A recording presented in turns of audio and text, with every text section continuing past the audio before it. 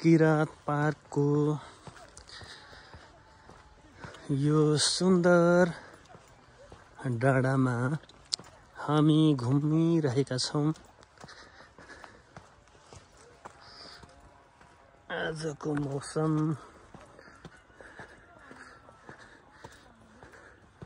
अलिकति धुम्मिएको अवस्था छ, तैपनि हामी रमाइलो गर्ने कोसिस।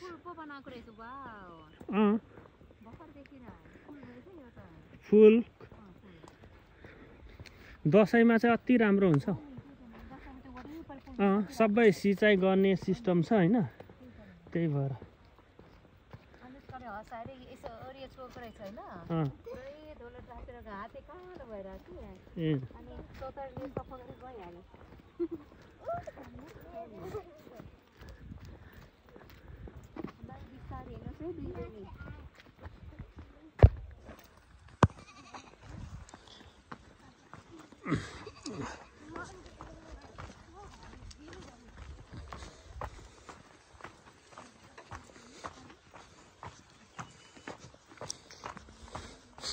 घाम लाग्नु अन्त निकै गर्मी पो हुने रहेछ हौ।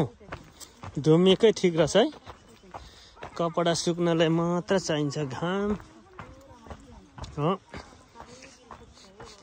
यहाँ अलि पछि त्यो त्यहाँ चाहिँ खारेर हेली बनाउने अरे, हेली राख्ने ठाउँ यो एरियामा। तर खै किन्नु पर्छ होला जग्गा चाहिँ। किन डाँडामा चाहिँ हेली बस्छ नि त, त्यहाँ नबेच्ने अरे के। तर अरू मान्छे भने ऊ त्यहाँ तलको दाइहरूको यो बारीहरू सबै के एकचोटि फुटबल ग्राउन्ड बनाउनु भन्थ्यो। तर अब यहाँ मेला राख्ने ठाउँलाई बस्नु नि त्यो कुर्सीमा। यो चाहिँ तर अल्टो चाहिँ भयो। ऊ त्यो ढुङ्गामा उठ्नु नि।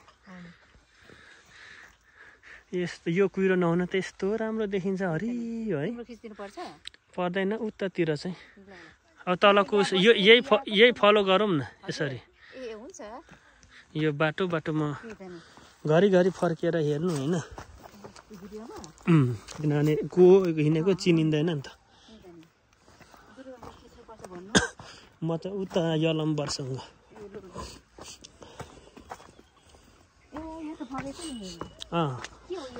यसलाई धुरुमासी भन्छ। अब पाक्छ, मिठो हुन्छ, खाइन्छ।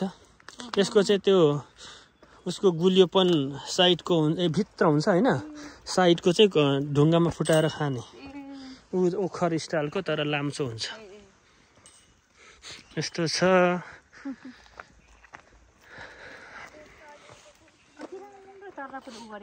उहाँ दाइहरूकै बारीहरूकै उता चाहिँ हो तिनीहरू। नबेच्ने अरे होइन। उहाँले चाहिँ अब यहाँ राम्रो हुन्छ नि त, त्यही भएर दाम आकाशिएको छ अरे के, पैसा महँगो छ अरे, नबेच्ने अरे अझ पनि।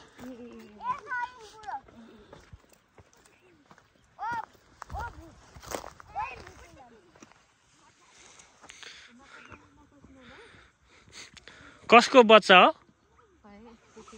मदनको जस्तो लाग्यो।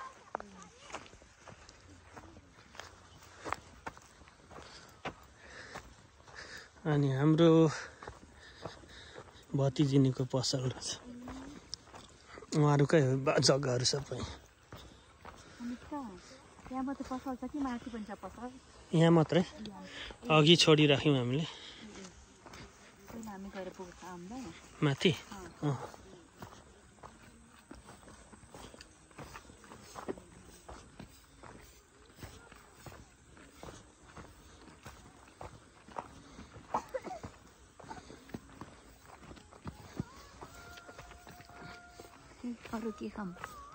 खाने हुन्छ के खाने के माथि।